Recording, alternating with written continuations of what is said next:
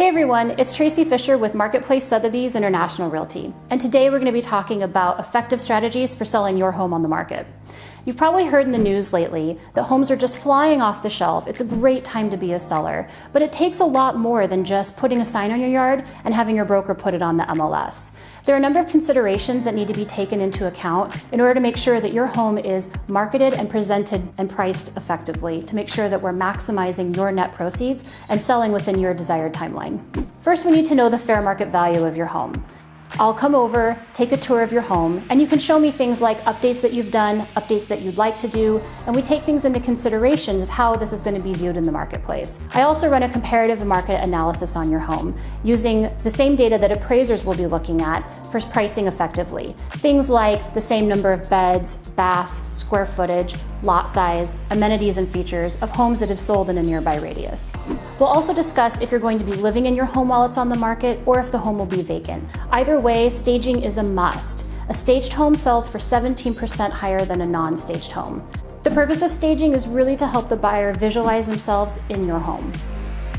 Another element is looking at any improvements that need to be made to the home before you put it on market. I work with amazing contractors, landscapers, painters, roofing specialists, you name it, anything that we need to do to get your home ready for market. Now that you've done all the updates and repairs to get your home ready to put on market, it's time for us to make it shine in its best possible light. We do this using high quality professional photography and videography. This is so critical to make sure that we are grabbing our buyers' attention right off the bat. With everything being online in today's digital world, it's super important to have high quality professional photography showcase your listing. So your home is shining, it's ready to go. But before we put on the MLS, there's a few more strategies we need to talk about. Things like, do you have your home pre-inspected and offer that to your buyers to eliminate inspection contingencies? Or do you allow the buyer to come in with an inspection contingency and negotiate that under contract? Do we have an offer review date and try to collect as many offers as we can on a specified date for escalated offers? Or do we review offers as they come in and negotiate from there? Do you need a rent back? Do you need to live in your home for a period of time after you sell in order to find your next? These are all things that we need to discuss in depth before we put your home on the market.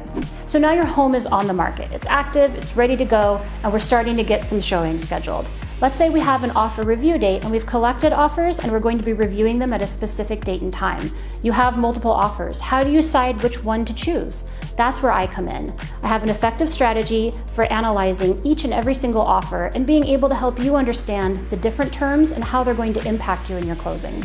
If you have accepted an inspection contingency as part of your contract, it's really helpful to have a broker who understands how to negotiate that element as well and make sure that we're still protecting your bottom line.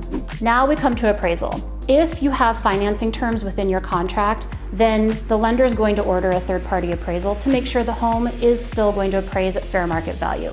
When it comes to appraisals, I always go the extra mile for both the seller and the buyer. I make sure that I attend each appraisal with a thorough comps package in hand. It's everything from the contract to comps in the area and the benefits and amenities of that home and why it should be valued at the price that we've accepted. It really goes a long way, not only for the seller, but also for the buyer as well. So now that we've made it through inspection and appraisal, there's two final steps before we close your home.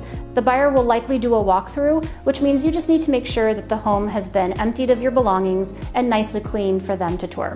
It's also time to sign your documents at escrow for closing. Once your docs have been signed at escrow, then it's closing day. Congratulations, the buyers get the keys and you get to walk away with your maximized net proceeds. So that's a brief overview of my process and how I help my clients sell their home and maximize their profits. I hope this has been helpful. If you have had any thoughts of selling, please feel free to reach out. I'd love to discuss these steps in further detail with you. Until next time, this is Traci Fischer with Marketplace Sotheby's International Realty.